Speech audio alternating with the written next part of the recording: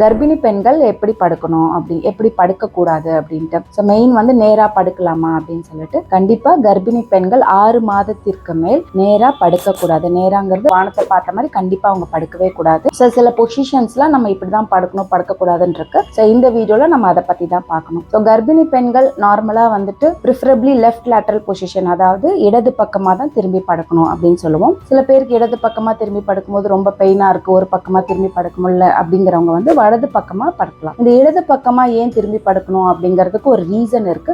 நார்மலாவே பிரெக்னன்சியில அந்த கர்ப்பப்பை வந்து ரைட் சைடா நமக்கு ரொட்டேஷன் ஆயிருக்கும், டெக்ஸ்ட்ரோ ரொட்டேஷன் சொல்லுவோம். ஸோ அந்த மாதிரி இருக்கும்போது நம்ம லெஃப்ட் லேட்டரல்ல படுக்கும்பொழுது குழந்தைக்கு போற ரத்த ஓட்டம் அதிகமா போகும். அதுக்காக தான் left lateral preferably position. But right lateral நீங்க படுத்துக்கலாம். இன்னொன்னு ஏன் நேரா படுக்கக்கூடாது அப்படின்னு சொல்றேன்னா, நம்ம 6 மாசத்துக்கு மேலதான், அதுவும் கூட 5 மாசம் வரைக்கும் நம்ம நேராவும் படுக்கலாம். 6 மாசத்துக்கு மேலதான் நம்மளோட கர்ப்பப்பை வந்து நம்ம தொப்புளுக்கு மேல வர ஆரம்பிக்கும். அந்த டைம்ல நம்ம கர்ப்பப்பை வந்து நம்ம ரத்த ஓட்டத்தை பாதிக்கிற மாதிரி அந்த பிரஷர் வந்து நம்மளோட தமனிகள்ல அழுத்தம் கொடுக்கும் பொழுது குழந்தைக்கு போற கர்ப்பப்பைக்கு போற ரத்த ஓட்டம் கம்மியாகும்.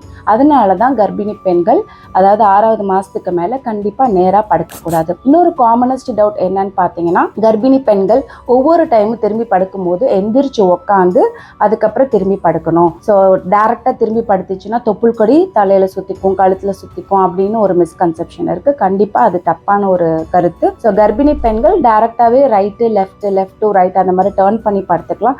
எந்திரிச்சு தான் படுக்கணும்னு அவசியம் கிடையாது. ஏன்னா அந்த தொப்புள் கொடி அப்படிங்கிறது எனி டைம் குழந்தையோட ஏதாவது ஒரு பகுதியில் சுத்திட்டு தான் இருக்கும். அது கழுத்துல சுத்திருக்கலாம், கையில சுத்திருக்கலாம், காலில் சுத்திருக்கலாம். எனி டைம் அதுவே ரிமூவ் பண்ணிக்கும். ஸோ நம்ம திரும்பி படுக்கிறதுனால தொப்புள் கொடி சுத்துறது அப்படிங்கிறது கண்டிப்பா கிடையாது. தேங்க்யூ.